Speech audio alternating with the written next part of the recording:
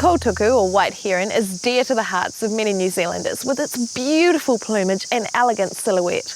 The only place it breeds is here at the Waitangiroto Nature Reserve on the west coast, where local tour operator Dion Arnold spends his days taking people to see these striking birds.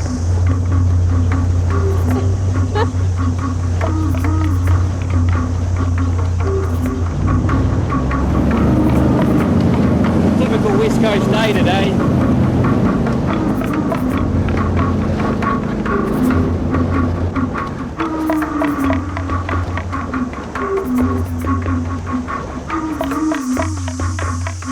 In Maori mythology, they were quite a rare bird. To see one once in their lifetime was a great honour, real good fortune. And we've also only had a small number of these birds in New Zealand, mostly because they've only got one nesting site just here in the Waitangiroto Nature Reserve. There's all different stages of nesting going on, chicks that are only a few days old, right through to chicks that are now learning to fly and find their own food.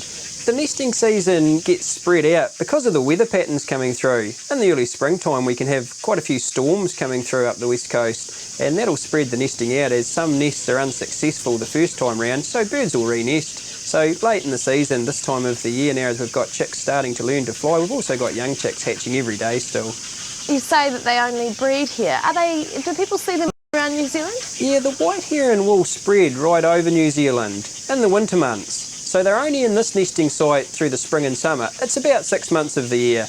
And then at the end of the summer, February, March, they'll be dispersing, and they will spread right through New Zealand over the autumn and winter. The white heron share their nesting site here, and the little shag or cormorant get right in amongst the herons. The herons don't seem to mind sharing their sites with them, and they can be nests almost touching each other at times, good neighbours. And up above them and around the edges you'll find royal spoonbill, and yeah, they seem to be attracted to the site as well.